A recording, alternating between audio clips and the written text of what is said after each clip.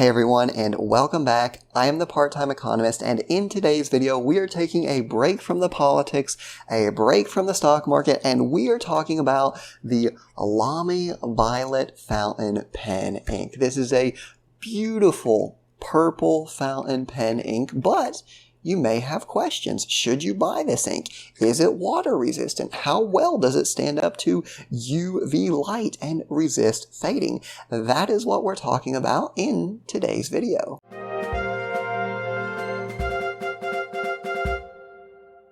Hey everyone, welcome back. I am the part-time economist, and in today's video we are talking all about the Lamy Violet Fountain Pen ink. Now, if you just came here to see the tests, I will put a timestamp so you can just go ahead and skip right to the tests.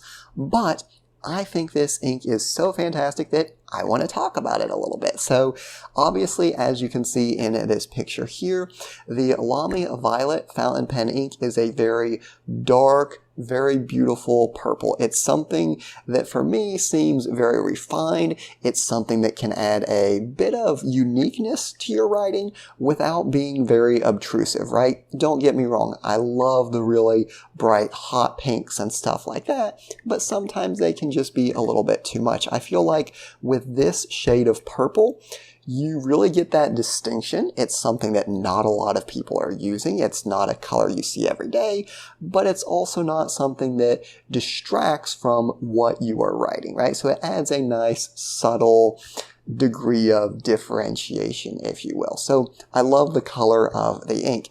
Now, as far as actually getting the ink, when you buy these ink packages from Lamy, you really get two options. Number one, you can get the converter like I have here, or you can get the bottled ink. Now, other things equal, I am a huge fan of bottled ink. It is so much cheaper on a per unit basis to get bottled ink. It's better for the environment because it's glass instead of plastic. However, it is a lot of ink. I've had bottles of ink that it's been over a decade and I still haven't used them up. So I definitely recommend, if there's an ink you're not sure you're going to like, doing a small sample trial. Now, two options when it comes to trials. The first is Goulet pens. I'm a huge fan of them, and they offer samples of ink. I think you can get a small amount for just a couple bucks.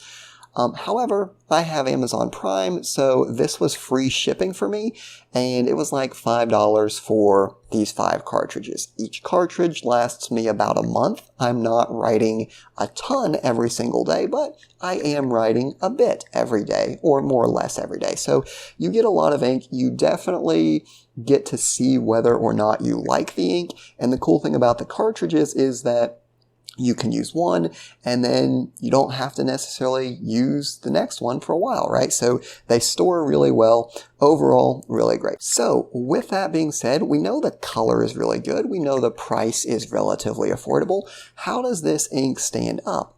We're going to go to the tests, and then we'll come back and talk about my final thoughts on whether or not this ink could be for you.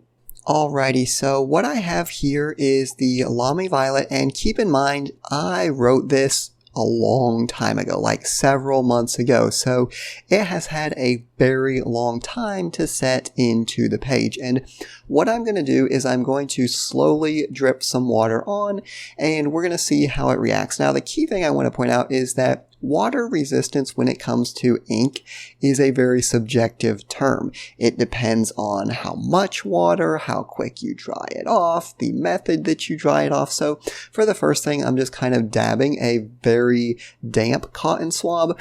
After that, I'm actually going to take a cotton swab with a straight up drop of water and literally put the drop of water right onto the page. And what you're going to notice is that there is varying degrees of water resistance. So to be honest, it did perform better than I was expecting with the simple damp water.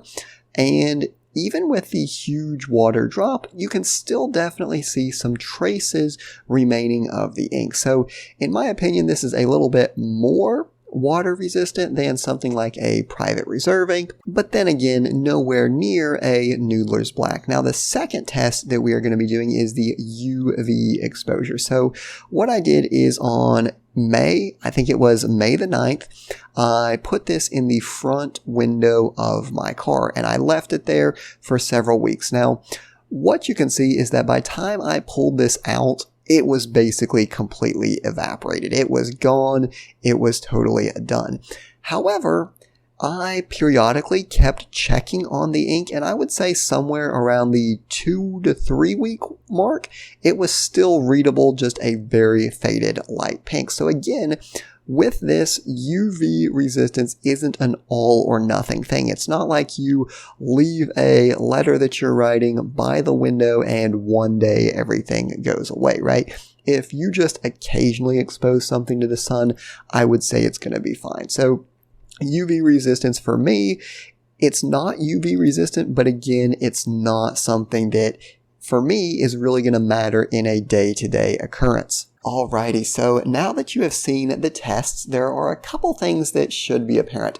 Number one, like I said, this is a very beautiful ink. However, it is not a Noodler's Black, right? This isn't an eternal ink. This isn't archive type ink, right? It's gonna wash away. It is going to fade with UV exposure. Now, does that mean that you shouldn't buy it? Well, that's where you really have to ask yourself what you are looking for in an ink. Now, I'll start with my perspective. I am someone that is always going, and there's times when I'm doing journaling, and maybe my hair isn't completely dry from the shower, so it gets some water on the page. Or maybe I've washed my hands, I've dried them, but I didn't dry them good enough, and now I'm smearing ink, right? So for me, having something that is water resistant is very important if it's something that I want to stand up, right? Now, if I'm just writing something to be writing, a lot of times to study my Spanish, for example, I'll just write translations of the word just to get that muscle memory. I don't really care whether that writing stands up for the next century. I'm just doing it to get muscle memory. So in that circumstance, it's not as important for me to have that water resistance. The same could be said when it comes to UV resistance, right? If you need to write something and bury it in the Sahara Desert and have someone 1,000 years from now unearth this scroll that still has your writing on it, well, maybe UV resistance might be important. So the question I'm really thinking about is, would I buy this ink again? And maybe you care about my thoughts, maybe you don't, but I'm going to go ahead and share my thought process. So on the one hand, it is an absolutely beautiful ink. I love how this ink looks on the paper. I think it is a very great, well-rounded ink. However, at least for me, the water resistance is a really big deal because, like I said, and again, this is a habit that is maybe unique to me, maybe it doesn't apply to you, but I know I have wet hands sometimes. I get water on the page, even if I'm not throwing it outside in a rainstorm. So I would have to use this ink specifically in situations where I don't care if the writing gets washed away. So doing journal stuff, I kind of want that to stick around, right? So I couldn't really use it there. Maybe if I'm just doing penmanship practice, I could use it, or writing my Spanish words. Again, it's definitely usable, but do I really want to have an ink that I buy just for such a very narrow purpose? It's beautiful, right? But I'm buying an entire bottle or cartridge of ink for a very narrow purpose. On the flip side, if I'm using something like a Noodler's Black, right? It's your standard black ink. It is not insanely beautiful, but it does everything I need it to do. If I'm writing a letter, if I'm signing a legal document where you have to use blue or black ink, if I am doing my Spanish practice, right, I can still use that ink that does resist in all of those other circumstances as well. So if I just had one ink, obviously I would want something that kind of does everything. As it stands, I do love this ink, but it's just hard for me to justify buying something that has such a very narrow use case. And again, that is for me personally. That being said, if the water resistance isn't that big of a deal for you, if you're someone that's like, hey, I'm not dunking my pages in water, then maybe the Lamy Violet could be for you. Like I said, it's very beautiful, and as long as you're not being careless like I occasionally am, then the water resistance might not be that big of a deal. One other thing that I will point out, if it does matter to you, it matters to me, is that the Lamy products are vegan, which I think is really cool.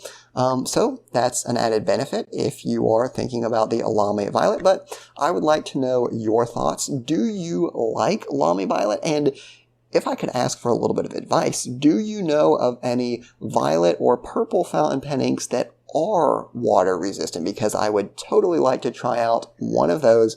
As always, I do appreciate you watching the video. I hope you found it useful, and I'll see you next time.